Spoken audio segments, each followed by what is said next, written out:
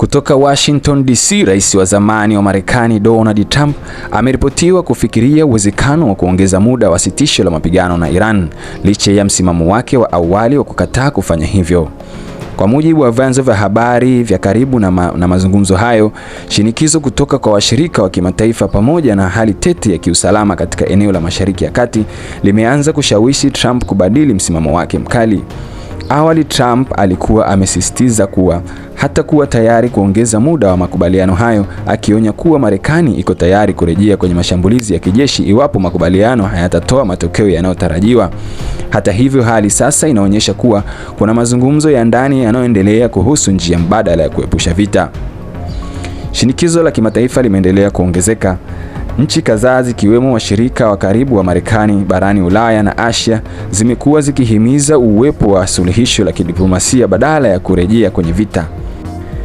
Wachambuzi wa siasa za kimataifa wanasema kuwa kuongeza muda wa suluhisho hilo kunaweza kutoa nafasi zaidi kwa mazungumzo ya nyuklia kati ya Marekani na Iran kuendelea bila shinikizo la kijeshi.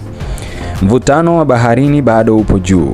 Pamoja na mjadala huu, mvutano umeendelea kuongezeka kufuatia hatua za Marekani kuzuia meli zinazohusishwa na Iran, jambo ambalo limezua taharuki katika njia muhimu za biashara ya mafuta duniani. Taarifa za hivi karibuni pia zimeonyesha madai kuhusu meli inayodaiwa kutoka China kuelekea Iran, tukio ambalo limeongeza wasiwasi wa kuhusika kwa mataifa makubwa zaidi katika mgogoro huo. Hadi sasa hakuna tangazo rasmi lililotolewa kuhusu uamuzi wa mwisho. Hata hivyo, dalili zinaonyesha kuwa uwezekano wa kuongeza muda wa sitisho la mapigano bado upo mezani, huku dunia ikiendelea kufuatilia kwa karibu hatua inayochukuliwa na Trump.